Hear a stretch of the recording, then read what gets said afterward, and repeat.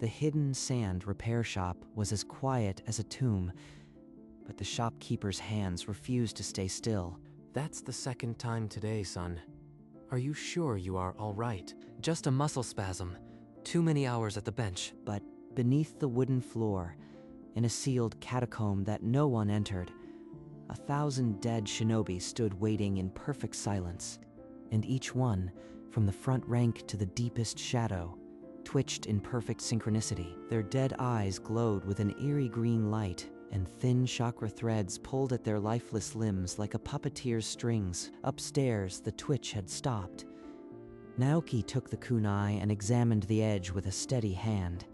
I'll come at noon tomorrow. Don't strain yourself. I shall be here. The weapon will be restored. The merchant left. And in the silence of the shop, the puppet master finally allowed himself a thin smile. No one had heard the echoes beneath. The morning sun cast long shadows across the dusty street. Naoki swept his shop front, nodding to passing villagers. What have you here? A shuriken. Did it break during training?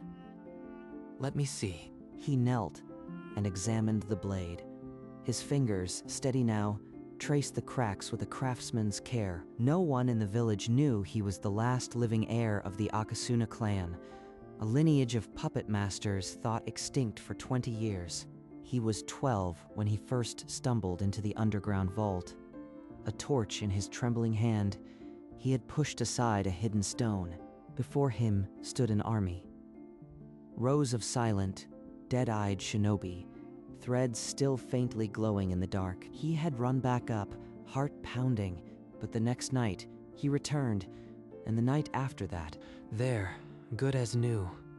Remember, control your wrist when you throw. Still, my fingers remember. The tremor never fully fades. He clenched his fist, and the tremor stopped.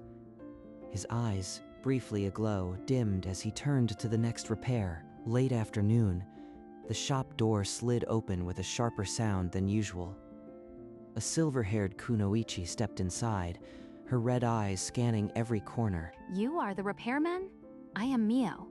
I've heard you do quality work. Anything broken can be fixed. What do you need? Not a repair.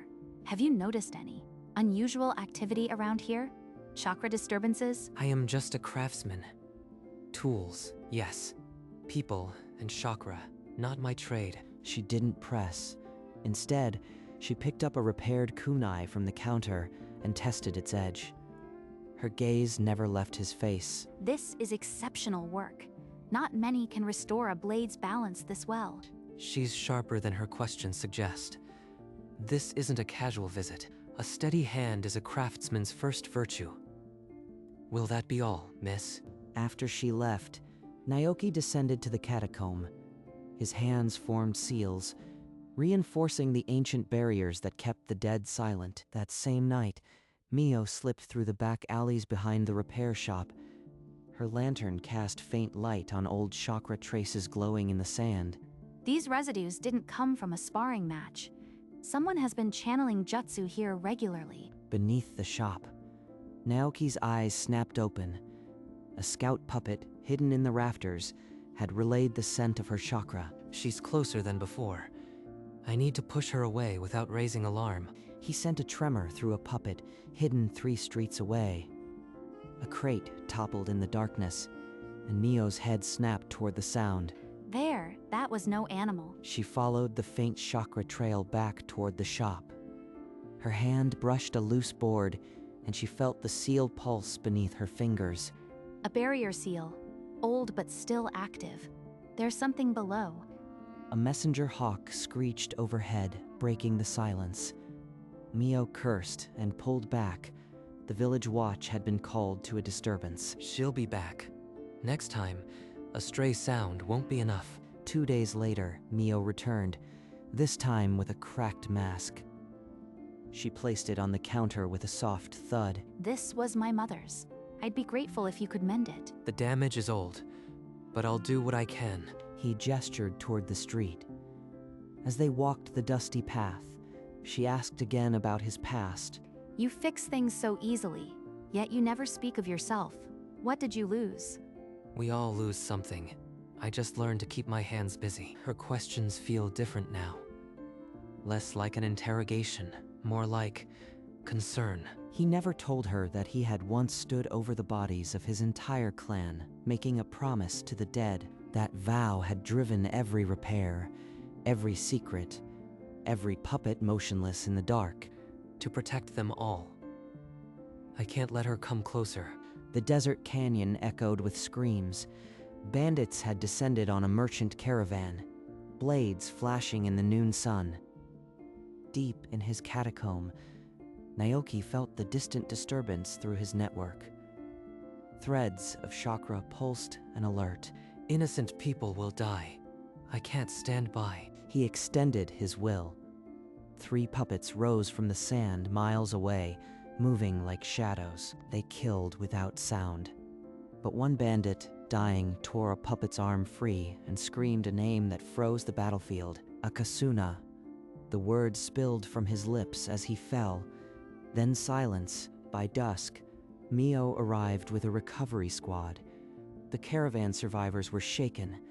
The attackers dead. She knelt beside a torn puppet limb, half buried in the sand. Its joints were unmistakably old craft. This isn't a random weapon. The chakra pattern is identical to the traces I found near the shop. She wrapped the evidence in cloth and said nothing. But her target had narrowed. The next day, Mio entered with a gait too casual for a regular customer. Her eyes swept the room before settling on Naoki. Morning. I am starting to like the smell of oil and steel. The mask won't be done until tomorrow.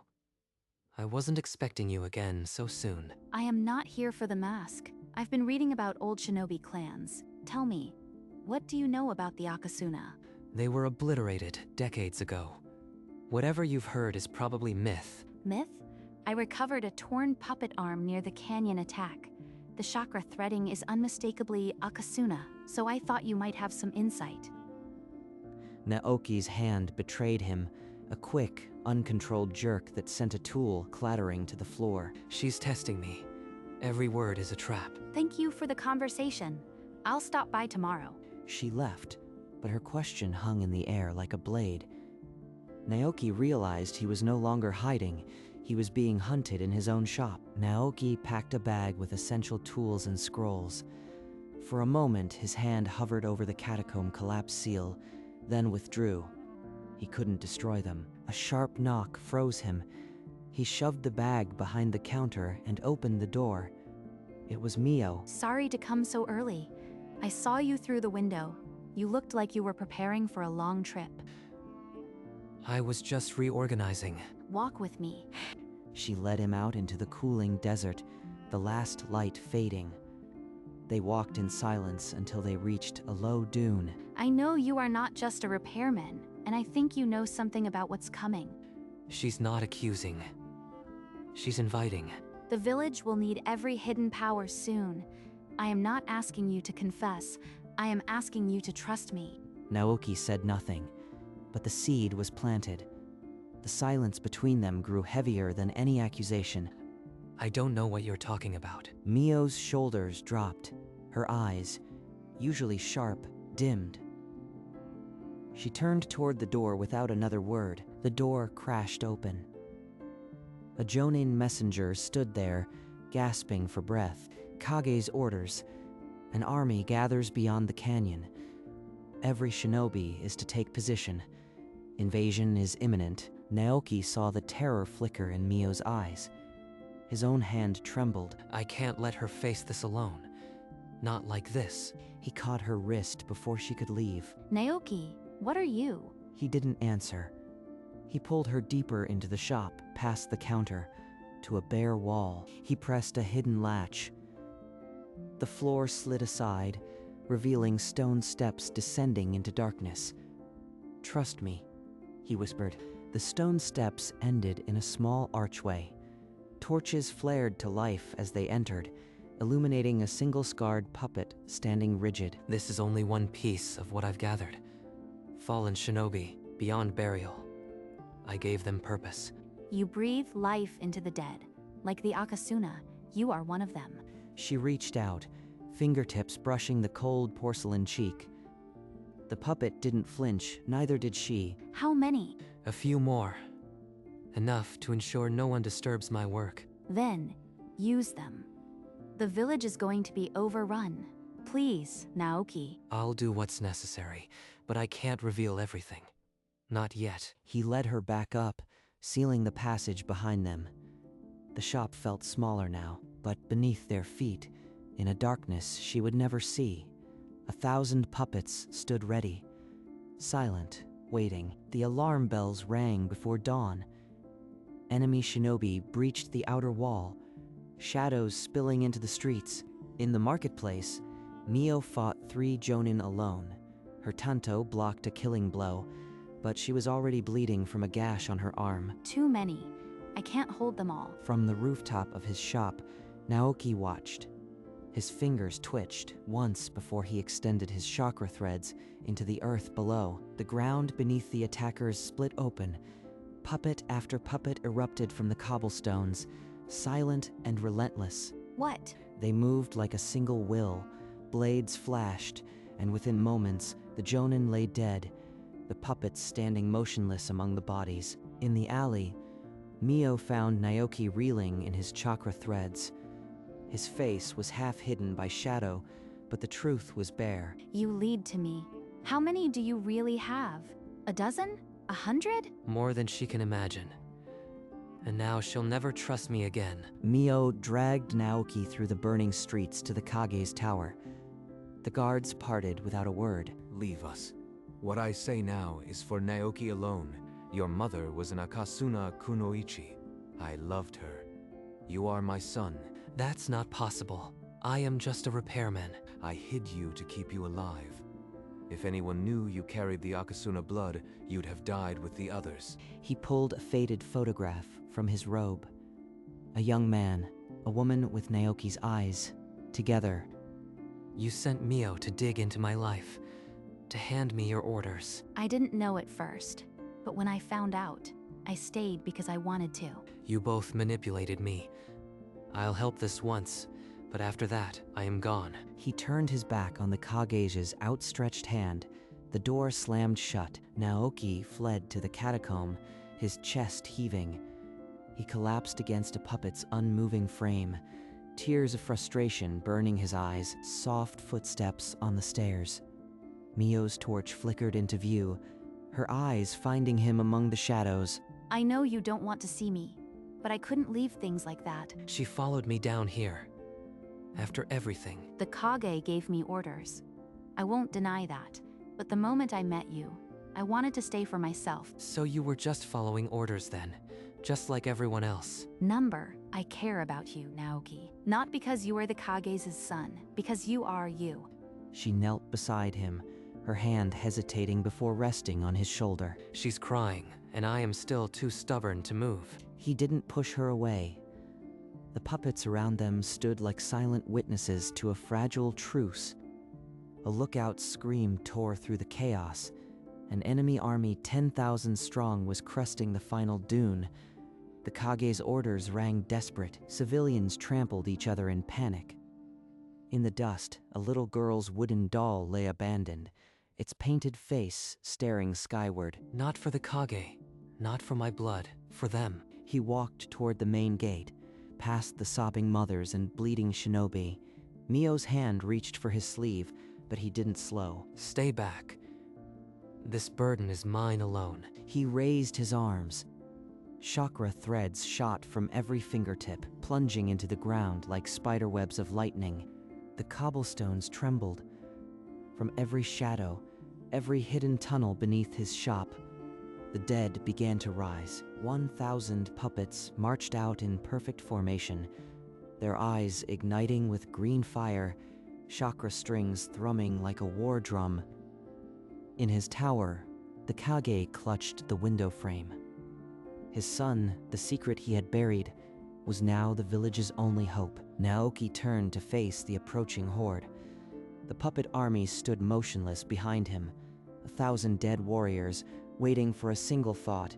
The puppets crashed into the vanguard like a silent tide. Blades rotated, limbs locked, every strike a coordinated execution. Mio led a flanking squad along the left barricade. Whenever an enemy closed in, a puppet blade met them before her tanto could swing. He's watching every angle, even without looking. A massive form crashed down in front of Naoki, cratering the stone. Kurojin, war general, hefted a blade larger than a man. So the Akasuna rats still scurry. I thought we burned your nest to ashes 20 years ago. Before Naoki could answer, Kurojin swung. The blade cleaved through 3 puppets in a single arc, scattering splintered porcelain. He's faster than any Jonin. I can't block with standard puppets. He'll tear through them all. Mio, stay back. I can't shield you against this. Kurojin laughed, the sound like grinding boulders. He advanced, each step shattering another puppet that tried to intercept. Naoki's mind raced. The army's tide was turning, but this one threat could undo everything. He needed a new strategy. Naoki pulled threads from every remaining puppet nearby. Their bodies fused, forming a towering warrior of porcelain and steel. The giant swung a fist of crushed armor. Kurojin answered with a diagonal slash, splitting the construct from shoulder to hip. You are nothing but a grave robber. This whole invasion was bait, a fortune paid for your head alone. Someone paid for this war just to find me. The Akasuna name is still a bounty. He didn't waste a breath on fury. One puppet shot forward alone, its chest already glowing with a self-destruction seal. The puppet latched onto Kurojin's blade arm. Chakra threads erupted, burrowing into his armor like constricting serpents. A suicide trick? You think this insect can stop me? Naoki closed the gap.